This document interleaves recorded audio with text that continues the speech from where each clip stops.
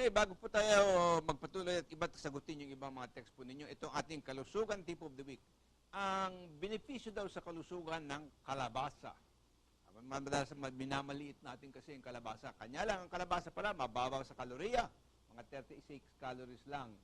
7 gramo ng carbohydrates at wala pang 1 gramo ng taba. At saka 1 gramo ng protina. It is also cholesterol free. Mayaman po sa vitamina C at saka A.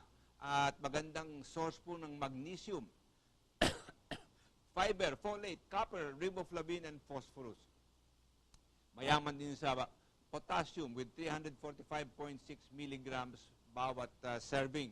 So, dito po natin makikita, magaling ang kalabasa o squash. Marami ding antioxidants yan that keep and that fight free radicals. It's high in beta-carotene at saka magandang source po ng protection from pollutants and toxic matters and chemicals na siyang minsan sanhi po ng pag-develop ng cancer. Mayaman po sa fiber with 2.52 grams per serving. Mabuti po riyan para maglabas tayo ng mga toxins sa ating katawan. At saka napakahalaga din po para kalusugan para sa ating colon o dun sa malaking bituka natin po na minsan talagang kailangan natin alagaan. Saka maganda rin para sa mata with 135 micrograms of beta-carotene and 2,400 micrograms of lutein, which helps the onset prevent the onset of cataracts and macular degeneration na maaari po maging sanhi ng kabulagan. Kanya kayo mga tumatanda, kain kayo maraming kalabasa. Contains high levels of manganese or maintaining healthy bone structure. Manganese kasi po, pag hindi yan nandyan at kasama ng calcium, nako, lurupok po ating mga buto. Naapekto ang ating pag-absorb ng calcium. Hindi ko nagka-calcium supplement ka, kung wala yung manganese, wala yung zinc, naku, hindi po nyo ma-absorbo yung calcium. Tsaka dyan, magaling din yan sa enzyme creation and bone building. Nagko-contribute din po yan sa mineral density, yung katibayan ng ating spinal column. So, dyan po nakikita natin, napakadami palang benepisyo ang kalabasa. A lowly plant, but very rich in wealth-maintaining and health-giving benefits. So, magkalabasa tayo. Okay? Alright. Balik tayo sa ating pinag-uusapan dito, Doktora and Brother Vic. I want now to just kind of go back to take a look at, we've been frightened enough of toxins, no? And hometoxicology, medyo meron tayong naintindihan doon na yan ang paraan kung paano aalisin sa katawan ang mga toxins na mula sa labas at mula sa loob. Ngayon, let's talk about some of the other natural ways of taking toxins from the body or eliminating. You know, a lot of people talk about kidney cleanse, liver cleanse, colon cleanse, digestive system cleanse. Ano ba talaga? Ano ba, hindi sa talaga, pero ano bang benepisyo makukuha natin? Makakatulong ba ito to detoxify the body? Mulan sa colon, no? Yung cleansing natin. Kasi nandun sa lahat ng kinakain natin, napakaraming chemicals at mga toxicities na nakukuha. Doon na yung first contact, yun yung first contact natin. So, dapat talagang doon tayo mag-focus muna. Kasi kung maglinis tayo ng liver without cleansing the colon, babalik din lang eh. Sa dugo natin, nare-reabsorb yung dumi galing sa colon. So, linisan muna natin kasi yung colon. Nakakalimutan na ng colon maglabas. Kasi nga masyado, wala ng fibers, walang activity, laging kaupo lang, sedentary lifestyle. So, it also leads to constipation. Opo, lagi tayong nakaupo. But how often should you colon cleanse? Mas maganda po kung kaya na talaga na, kung hindi talaga regular, ginagawa namin once a week sa clinic po Once a week for 6 weeks yung hydrocolonic therapy. Yun ang ating advice. Pero kung doon sa... nagko-coffee enema ka? Meron pong coffee enema, meron pero ano pang other forms of hydrocolonic therapy? Pwede rin sila maglabatiba sa bahay nila.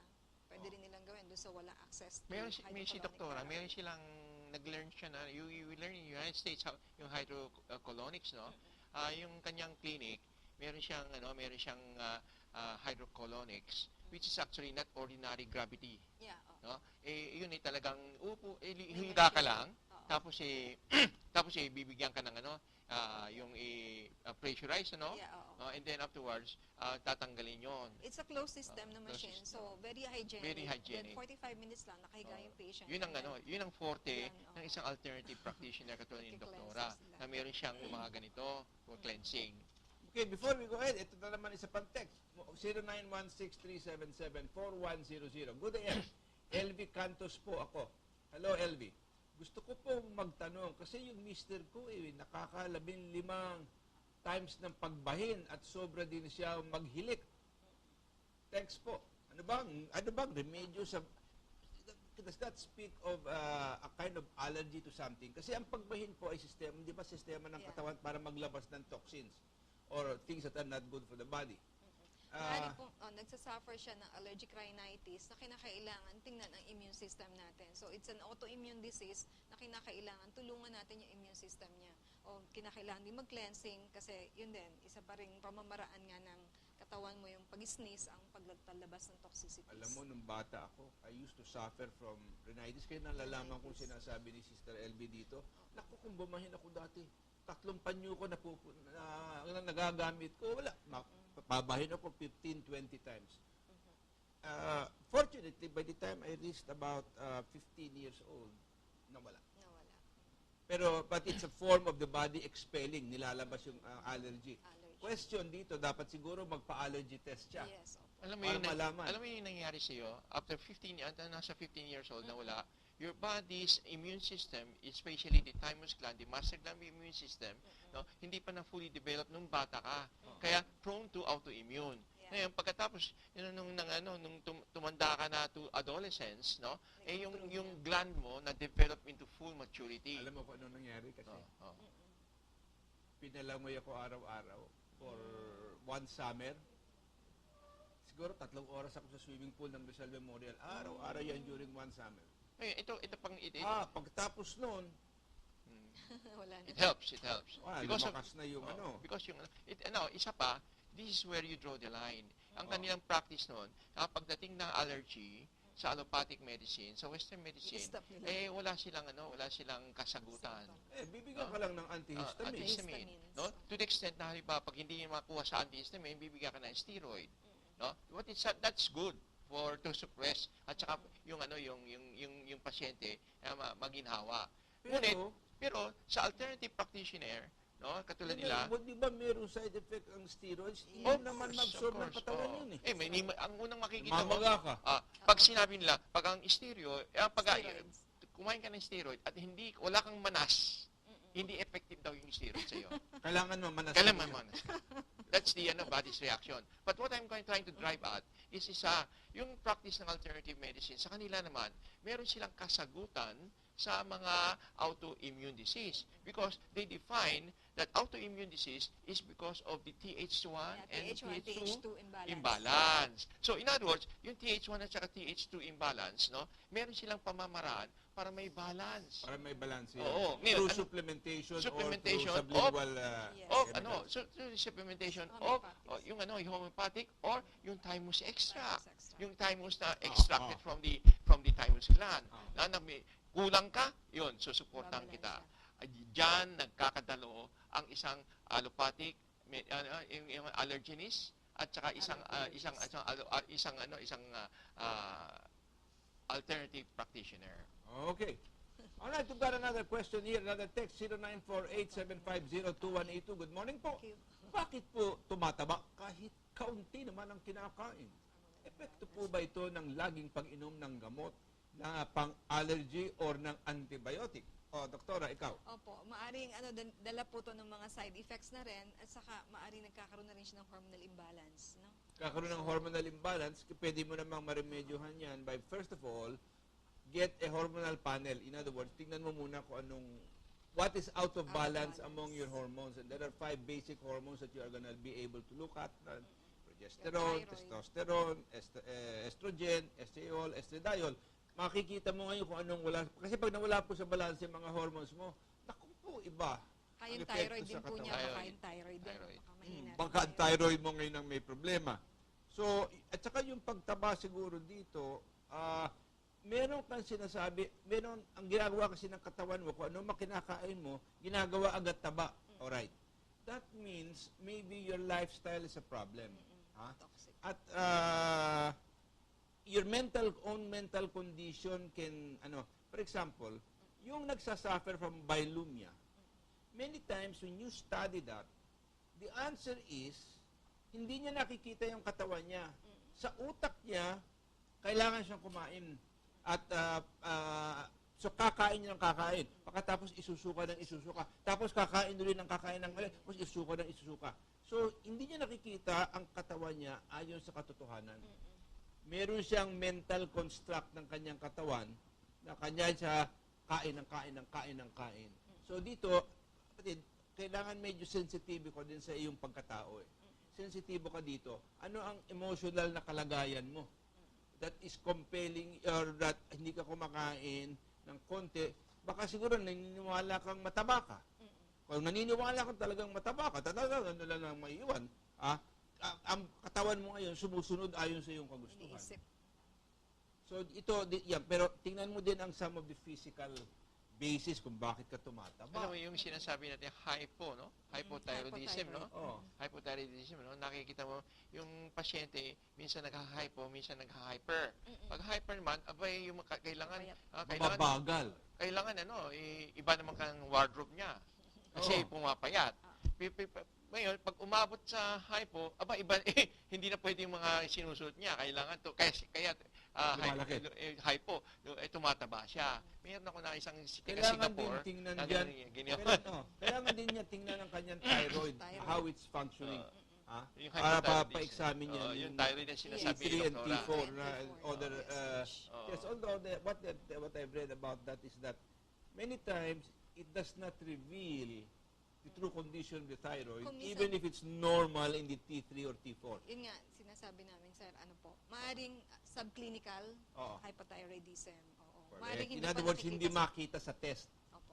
Pero is there a way of determining what that might be? Maybe itong simptoma nga nito, tumataba ka, maski halos wala kang kinakain. Maybe you're also eating the wrong thing. Yes. Oo. Yung kailangan fats din kasi tingnan. doon din nag-i-store yung mga toxins, sa fats. Toxins.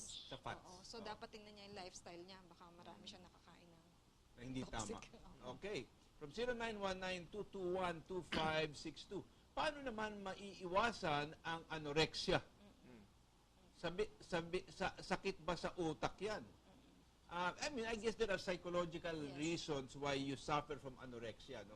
And you have to consult a psychologist maybe to see what is within you, no? Alam mo kasi ang utak natin several layers yan eh. We are not aware of all the layers of our mind. Maybe it's deep in your subconscious. Maybe there is an experience that that you had many years ago and you have not overcome it. Maybe merong conflict within your own self about whether you're fat or thin. O kaya dati siguro kung meron kang medyo mataba ka, hoy, pinula kang napakasama. Kanya ngayon gusto mo pumayat ka ng maigi. Alam mo na, medyo komplikado po yan. But you can also do things physically to help you to overcome anorexia. Maybe there is, I'm sure, some kind of hormonal and chemical imbalance in the din. body. Opo. Na pwede pong remedyohan yan homeopathically or through alternative supplementation. Supplements. Di ba? Yes, that's Oh, right. you've dealt with anorexia? Meron din po mga patients na ganun. Kasi nga, yun nga yung nagkakaiba yun sa perception ng tao eh. Kung anong iniisip mo sa sarili mo. Yun ang magkakaroon ng pag-ano doon. Saka yung kung ano ang mga experiences in the past. Yun tama po yung nasabi nyo kanina. Nagkakaroon din ng mga bearing doon sa pagiging anorexic. Minsan nagiging barriers yun to really understanding. This is why sometimes sinasabi ko, kung meron tayong kakayahan tumingin sa loob ng ating sarili, mas mabuti yun, mas lalo nating maiintindihan kung bakit nangyayari ito at nangyayari yun eh. Know yourself. Know thyself, ha? That's right. 0916-736-1553. May papayo ba si doktora na cleansing methods na pwedeng gawin sa bahay? Marami po tayong pwedeng gawin. Una-una yung pagpapawis, no? So, pwede kayong magkalagay ng sauna. Yung simple lang. Magpakulo ng tubig, tapos magkulob lang. Magsusweat ka na nun.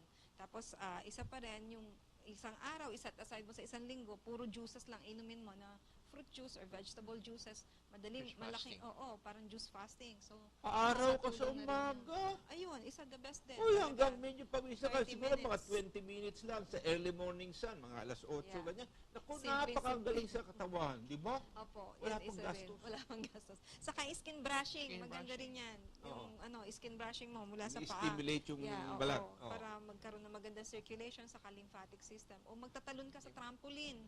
napakasimple para sa lymphatic O system. yung Yun. exercise na tinuturo exercise. namin sa iyo, Oo, ganyan-ganyan yung sa lang grade ng school. kamay mo. Yung mga water- exercises water natin ng therapy. grade school. Water therapy, napakadali ring gawin. So maraming means and marami, ways na pwede natin Kanya lang gawin. pag Simple pinawisan ka lang. ng lubos, uminom ka din ng tubig na Oo. marami. Ha? Kahit Huwag mong deep pabayaan breathing, ma-dehydrate ka naman. Oo, breathing Breathing exercise. exercise. Kasi most of the time, we're not breathing properly. O yun, napakadaling gawin. Yun na, ako, napakadami na namin na ipakita sa iyo, kapatid, kung ano pwedeng gawin sa bahay at walang gastos. From 0917-734-5103. Alam niyo, kalaban natin madalas, tinatamad tayo. Hala, stroke patient po ako. Almost 5 years na po akong di makakilos ng maayos. Ano po ang pwede kong gawin? Naku, alam mo dyan, ito, personal ko lang ito, no? Merong mga manghihilot na magaling Opo. na ang ginagawa, ang hinihilot Nerve yung lang. ugat Ugat. at saka yung nerve path. Masakit lang. Masakit. Pero pagkatapos po ng ilang buwan, bumabalik unti-unti ang pakiramdam. Para bang pinupukaw at ginigising una-una ang sirkulasyon. Pangalawa, yung daluyan ng ating nerves. Tama po yan. Maganda yan. But there are also supplements that can be given, sabi nga nila, to help heal, for example, nerve damage, magaling ang alpha-lipoic acid.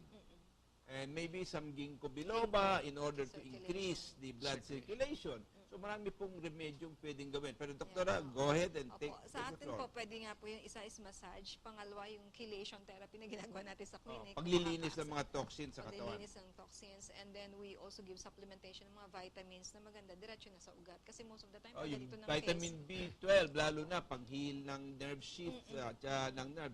Yun, at saka anything else that you Yeah. might want to add? improve yung circulation niya. May mabinibigay po tayo for the circulation talaga. Ang pinakamahirap po, alam kong mahirap, no? Ang pinaka dapat nyong gawin, pilitin yung sarili nyong gumalaw. Gumalaw. Huwag po nyong pabayaan, tanggapin na nakaganon lang kayo. Maski na unti-unti, tiyaga, Sa bahay, tiyaga. exercise. At itanim nyo sa isipan ninyo, ako'y makakagalaw. Hindi ako magpapatalo dito sa nangyari sa akin. Positive thinking. Unti-unti. Kung ano man ang bumasagabal sa aking utak, o meron pang natitirang mga blockage, Blockage. speak to it to be removed, to be melted. So, many times, as within, so without. Gamitin nyo yung lakas na mo nagmumula sa kaibuturan ng inyong kaluluwa at puso para turuan ang katawan nyo at sabihin sa katawan nyo, mabuhay ka ng maayos. Determination to fight. Oo. Yung sinasabi nating stroke, no?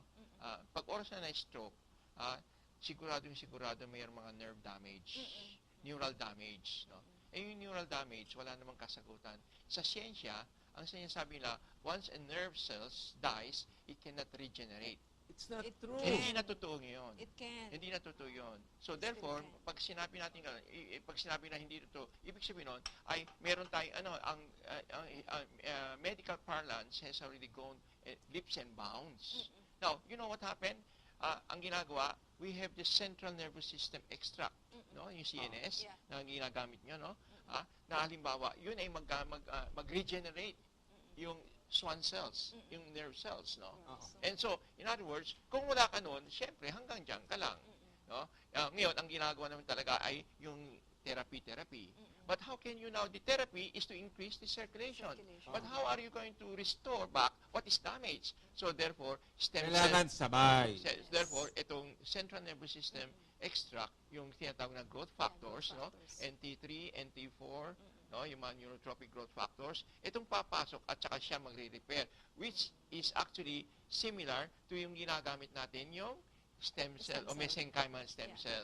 Pero ipagsama-sama natin lahat yan, kasama yung determinasyon sa iyong puso at sa iyong isipan na ikaw ay gagaling at magbabalik. Ngayon, As kung wala close to naman, normal ang iyong katawan, Yeah. ngayon, those are powerful ingredients for correct. healing. No, kung wala namang wala kang doktor, kahit na anong galing niya, pero wala ka namang the right key to the keyhole, no? Hindi talaga mabubuksan yung pintuan. Paano mabubuksan? Yun ang sinasabi natin, advantage nila, doktora, na meron silang mga central nervous system, remilin, mesenchymal stem cell, to regenerate. Okay, from 0946-286-0525. Good AM po. Mark Zipagan po ito. Bakit po kaya 4 to 5 times ako dumudumi per day? nababahala po ako. Thanks po. Irritable naman. It's an Irritable irritable colon. bowel syndrome naman. Oo. Oh. So, we have to repair the mucosal lining naman nun. Maaaring maraming mga toxicities, nasira na yung kanyang mucosal lining. So, ngayon, pag may dumi doon, naiirita na, o kaya kada kain mo, Lalabas. na lumabas. Oo. Actually, what they're saying is that to go to the bathroom 2 to 3 times a day is normal. Yeah. What they are saying is, if your digestive system and your colon system is okay, 30 minutes after a major meal, you should go to the bathroom. Yun ang sinasabi nila. Kanya, yung 2-3 beses pong dumumi, that's not necessarily a sign of something wrong. Maybe you have enough fiber, maybe it's healthy. Now, a question is, tingnan mo yung kulay ng dumi mo. Una-una, masyado bang Properly matigas? digested. O para namang siraan tiyan mo? O mahusay naman ang formation, pero hindi masyadong tuyo? So, doon po titingnan. Tapos tingnan mo kung merong parang ebidensya na merong dugo sa iyong dumi. Dumi. So, yung mga bagay, tayo kasi pagkatapos natin punta naman yung plus agad, ayun yung tingnan. Hindi, yung tingnan po yung inyong dumi ay hindi kalokohan. Doon nyo po makikita una-una, masyado bang maitim? Ha? Baka meron ng dugo dyan. Hindi mo masabi. Kanya kumisan po, kunin nyo yung konti ng inyong dumi, pa-examine niyo sa laboratorio para malaman kung ano ang nilalaman. At magbibigay po yan ng konting indikasyon kung ikaw ay may problema sa iyong colon at sa digestive system mo. That's right. So, hindi po yung 4 na beses yan kung what nangyari yun is necessarily a bad thing. But beyond 2 to 3 times is a little bit too many. So, tingnan mo lang na baka masyadong sensitive. Ika nga ni doktora, meron kang IBS. Yeah? Di ba? Baka may yung bowel system mo irritable. Yun, kasi maliit na at konti na lang ang mucosa. Kasi po yung ating colon, yung lining nun, punong-puno ng mucus yun na pinoprotektahan ng katawan from absorbing the toxicity in fecal matter. Di ba? Tama po. Doc, Banaad? Tama po yan. So, ang kinakailangan po, magpakonsulta siya kung talagang nababother siya doon sa kanyang Oo. kondisyon para malaman natin kung talagang Correct. irritable bowel nga yun. O maaari namang may mga allergenic sa food na nakakain siya Oo. na nakakaano. Okay, di rin natin alam puno kinakain niya eh. Yun po. Kaya minsan, baka marami ka rin kinakain dyan na sobra naman ang anghang, baka masyado naiirita ang iyong colon. Okay? Ay, nako, pinasignal na, nako, naubusan na naman daw tayo ng panahon dahil pang kailangan sagutin. Pero, huwag niyong kalimutan, si Dr. Marisa Torre, ang kanya pong klinika dyan sa MR Torre MD Alternative Health Clinic, 9196A, Catmon Street, San Antonio Village, Makati City. Ang telepono po niya, 553-7289. Mobile number niya, 0917-853-5997. Ang email niya, Marisa, double S po yun, torre@yahoo.com. Alam po ninyo, I hope you were pleased with our program tonight. Hindi namin, to this morning, hindi ko masyadong nasagot dito. Ang napakadami, pero pa pala isa dito. I thought it was a question, hindi pala. Hindi namin napag-usapan ang lahat ng gusto namin pag-usapan, pero talaga pong kulang ng isang oras. Pasensya na po kayo. But I hope na biyayaan po kayo sa aming usapan. Salamat, Brother Vic. Dr. Marisa, thank you again so much for gracing our program. You have been a great help to an awful lot of people, and may God continue to bless your work, and may your tribe increase. Thank Okay? you. Salamat po sa inyong lahat, and God bless you all. We'll see you next week.